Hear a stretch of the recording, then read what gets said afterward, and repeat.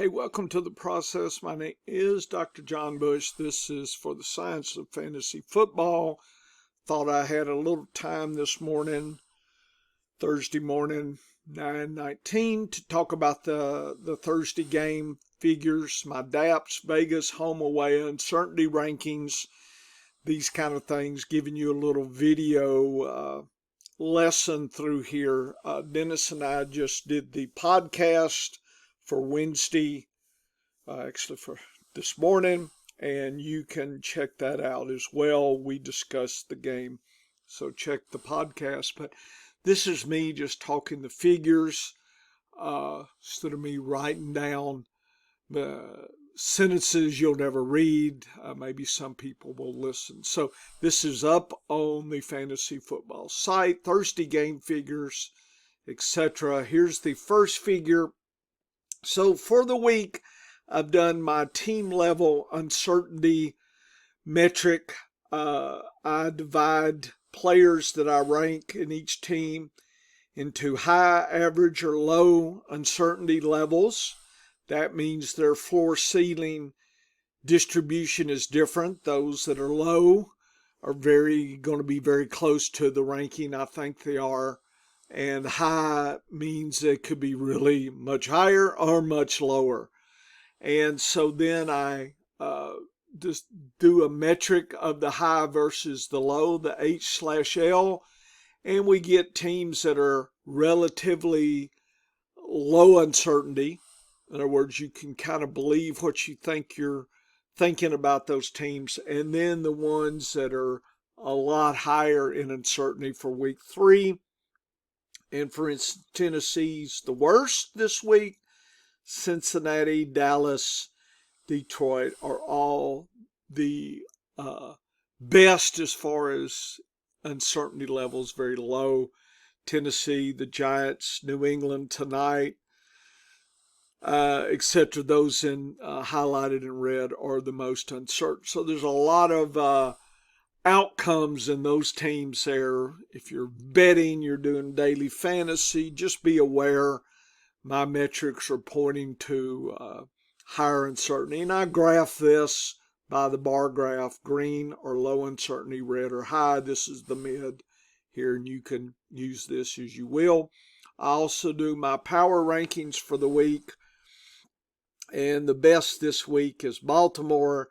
The worst are the Giants, Carolina, Denver, and the best are Baltimore, Kansas City, Detroit, Tampa Bay, Seattle, these kind of things, and Houston are really good too. So you can see the rankings.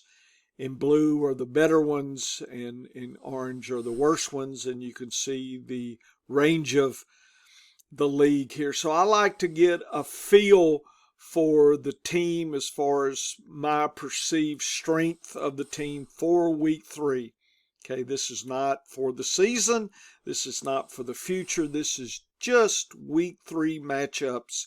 This is how I see the power rankings. Okay, so you'll see power rankings they're talking about the first 2 weeks.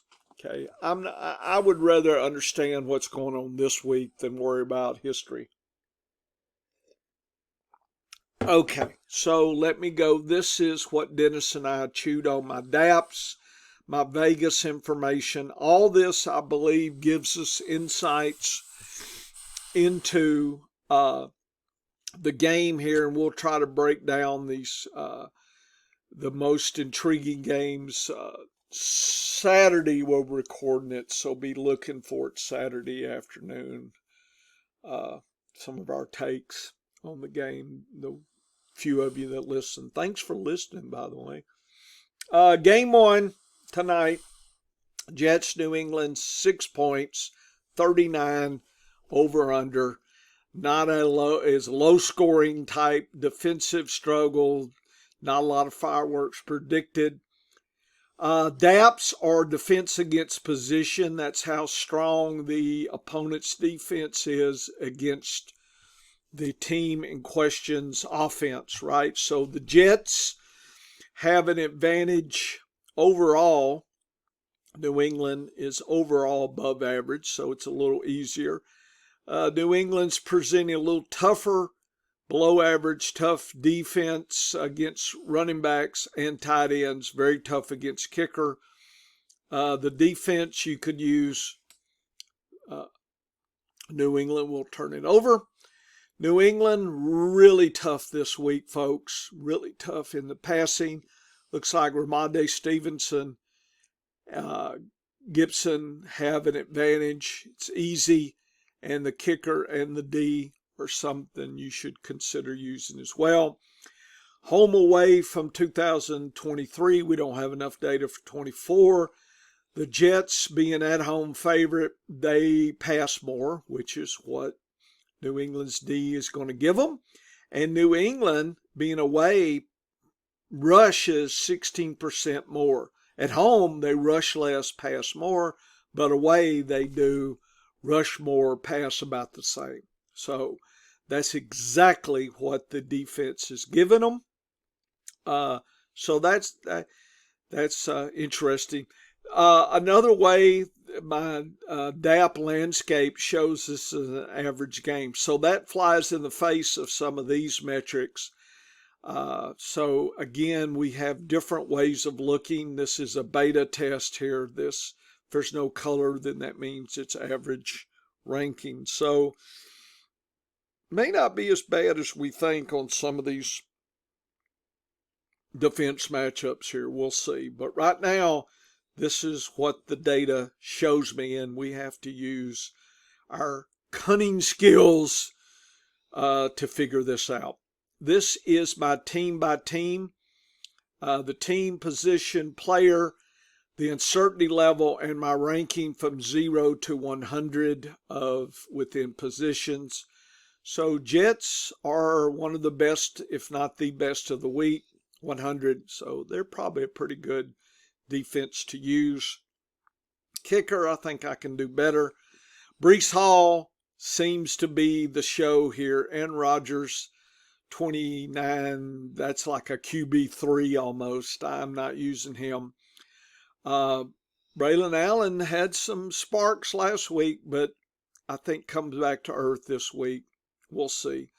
Tyler Conklin, I think he'll get the usual targets he gets. He just hasn't scored.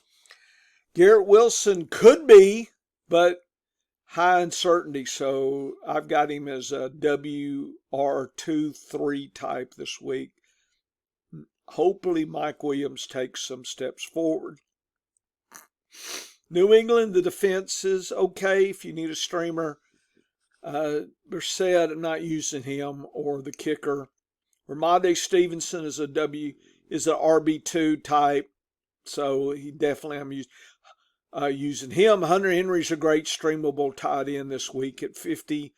Probably more tight end too, but if you've got injuries, he may be it. I don't want to play any of these running wide receivers. Those rankings are sad.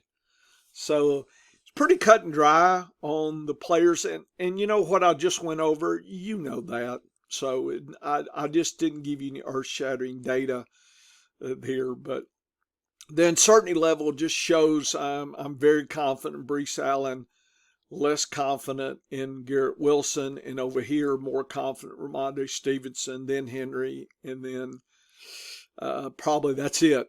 So that's how I see the game. I hope this gives you how I look at this, give you some insights here. So when I have time, I will post some video lessons here. Thanks for listening. It's Dr. Bush for the Science of Fantasy Football. I hope you have a good week 3. Woo woo.